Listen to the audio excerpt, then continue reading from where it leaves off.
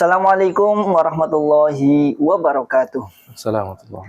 Halo Sobat Aswaja, selamat datang di channel YouTube kami Aswaja Muda.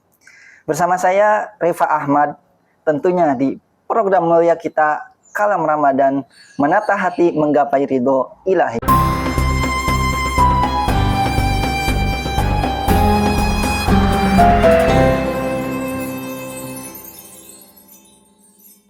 Telah bersama saya narasumber yang sangat luar biasa, jauh-jauh datang dari Gorontalo.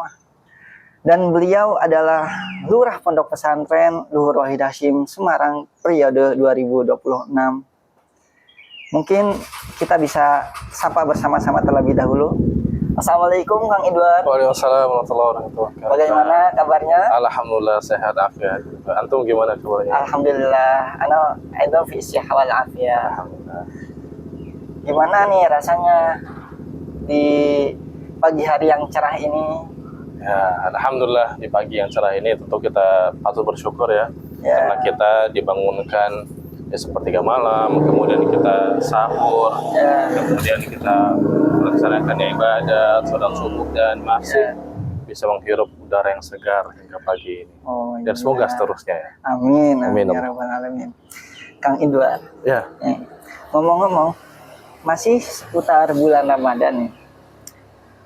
Bulan Ramadan pasti tidak luput dari yang namanya berpuasa, betul? Betul. Nah, di antara hukum dalam fikih berpuasa itu ada yang namanya hal-hal yang harus dijauhkan saat berpuasa.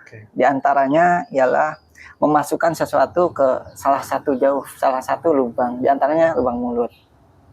Nah, yang menjadi hal yang ingin ditanyakan di sini yang menarik ialah bersiwak. Nah, bersiwak ini kan merupakan salah satu sunnah Nabi, betul. Nah, bagaimana hukumnya bersiwak di saat berpuasa ini? Sedangkan tadi disebutkan di antara hal yang harus ditinggalkan saat berpuasa ialah memasukkan sesuatu ke dalam mulut. Mungkin boleh dijelaskan? Ya, baik. Terima kasih Kang Rifa. Jadi pertanyaan terkait siwak ini sebetulnya setiap tahun kita dapati begitu ya. Jadi termasuk di antara pertanyaan yang sering sekali ditanyakan. Tetapi mungkin di konteks zaman kita sekarang tidak hanya siwak, tetapi lebih melebar. Itu mungkin terkait dengan sikat gigi atau hal-hal yang semacamnya, begitu ya Kak Rifa. Nah, kalau misalnya kita kembali kepada teks awal, yaitu terkait siwak, yang menjadi rujukan tadi, disebutkan oleh para ulama bahwa hukum asalnya adalah sunnah. Bersiwak itu hukum asalnya adalah sunnah. Sebagaimana yang kita ketahui secara umum. Disebutkan bahwasannya as-siwak mustahab fi kulli hal. Jadi siwak itu memang disunnahkan di setiap keadaan. Ketika orang bangun tidur misalnya, maka dia disunahkan untuk bersiwak. Kemudian ketika sebelum wudhu disunahkan juga untuk bersiwak.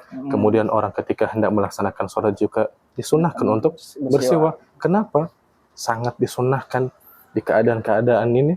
Karena memang siwak ini memiliki fadilah yang begitu luar biasa.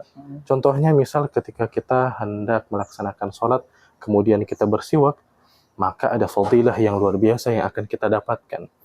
Nah, disebutkan oleh Nabi SAW bahwasannya raka'atani bis-siwak khairun min sab'ina raka'ah bi ghairi siwak atau kama qala. Disebutkan bahwasannya 2 rakaat dengan siwak itu lebih baik daripada 70 rakaat tanpa siwak. Bayangkan ketika orang hanya sholat 2 rakaat, yang satunya menggunakan siwak sebelumnya, yang satunya tidak, maka pahala yang akan kita dapatkan tentu jauh. Disebutkan tadi sab'ina raka'ah bi ghairi siwak. 70 rakaat, bandingnya sangat jauh. Jadi yang termasuk daripada hal-hal yang sebenarnya kita harus lebih banyak memperhatikan. Nah, ini kalau misalnya zaman sekarang kita lihat sulit juga ya. Seperti sekarang memang tidak membawa siwak, tapi disebut oleh para ulama tidak harus siwak dengan kayu arak gitu ya, tidak harus. Biasanya dengan hal-hal yang kasar misalnya seperti kain juga bisa gitu. Jadi kita menggunakan, tapi jangan sampai satu mulut gitu ya. Cukup sedikit mengisyaratkan bahwa kita mengikuti sunnah Nabi, yaitu bersiwak. Nah, kemudian juga diterangkan lebih lanjut oleh para ulama bahwasannya bersiwak itu ketika di dalam keadaan berpuasa hukumnya makruh. Kapan? Yaitu ketika zawal. Nah, zawal itu kapan? Zawal itu ketika tergelincirnya matahari masuk waktu zuhur. Nah, jadi tadinya mustahab, tetapi menjadi makruh ketika masuk waktu zuhur dalam keadaan berpuasa. Nah, akan tetapi, Kang Rifa, ada satu hal yang menarik. Ada fatwa dari Darul Ifta Al-Misriyah. Nah, Darul Ifta Al-Misriyah ini kalau kita ibaratkan seperti MUI-nya Mesir. Nah, Darul Ifta Al-Misriyah berarti MUI-nya Mesir.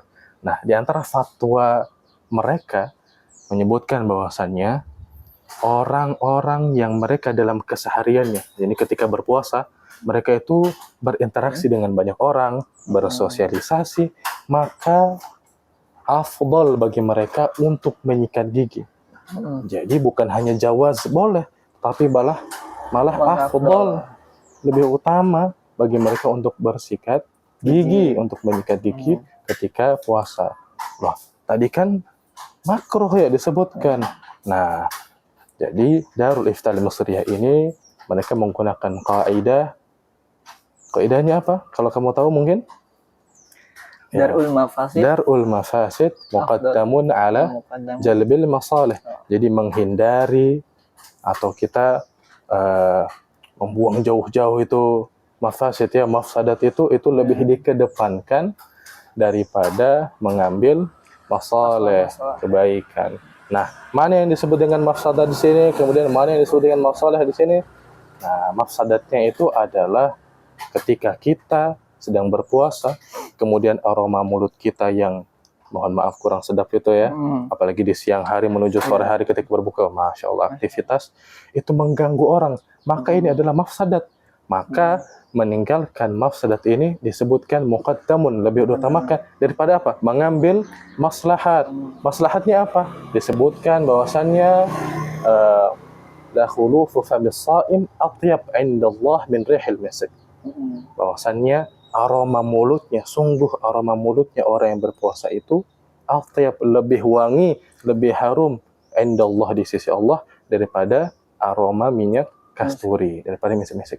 Maka mendapatkan fadilah lebih harum di sisi Allah ini itu tidak sebanding ya. Kalau misalnya kita dengan manusia ini aroma mulut ini luar biasa, maka lebih utamakan kita untuk bersikat gigi. Disebutkan afdal tadi oleh Darul Ifta Al-Misriyah. Kurang lebih seperti itu. Oh, jadi seperti itu Sobat Aswaja. Bagaimana hukum tadi bersiwak di saat kita berpuasa, tadi dijelaskan oleh Kang Idwar bahwasanya pendapat utama menerangkan hukum bersiwak di saat berpuasa ialah makruh setelah zawal atau setelah tergelincirnya matahari.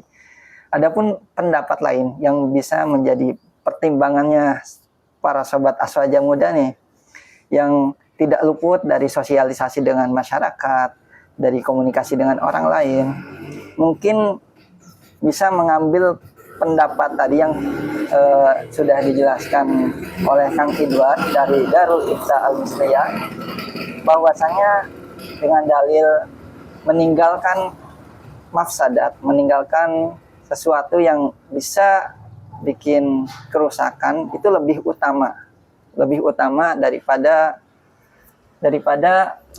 mengedepankan atau mengambil maslahat. Jadi seperti itu teman-teman.